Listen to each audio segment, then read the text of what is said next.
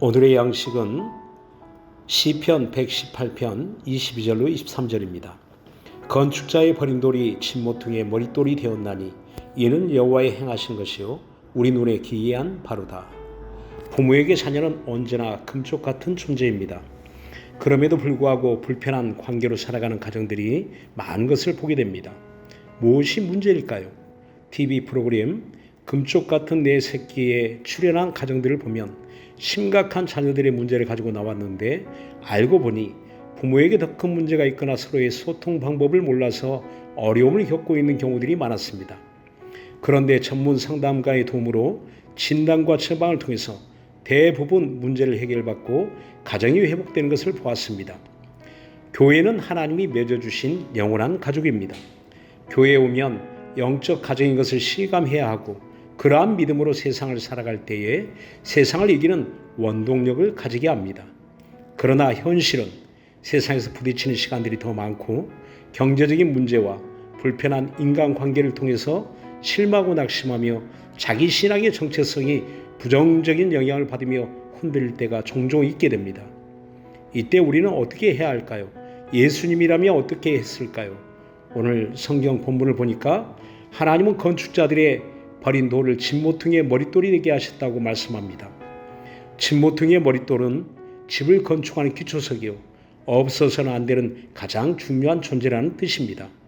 세상 사람들이 예수님의 외모를 볼 때에는 건축자들의 버린 돌처럼 취급했지만 하나님께는 가장 소중한 아들이요 세상에서 누구도 대신할 수 없는 인류 구원의 구세주가 되게 하셨습니다. 그렇다면 우리는 하나님께 어떤 존재일까요? 부모에게 자식이 금쪽이듯이 우리는 하나님과 하나님 나라의 금쪽이들입니다. 세상과 사람들의 시선이 아니라 하나님의 시선으로 우리 자신을 되짚어 보았으면 좋겠습니다.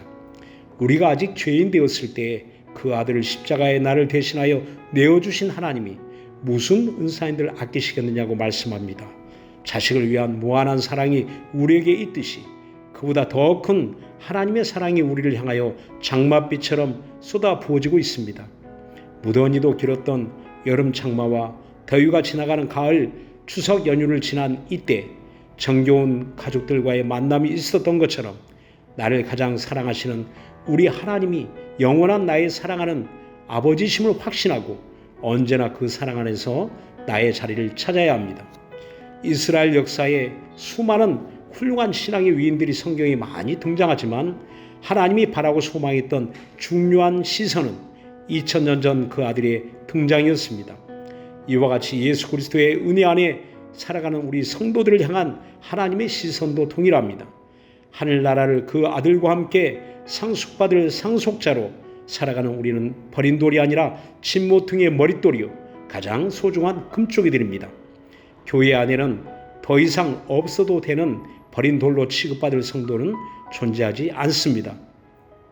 어린 아이들도 금쪽이요 청년들도 노인들도 하나님의 금쪽이들입니다. 우리도 하나님의 시선과 같은 마음으로 서로를 바라본다면 서로가 서로에게 가장 귀한 존재가 될 것입니다.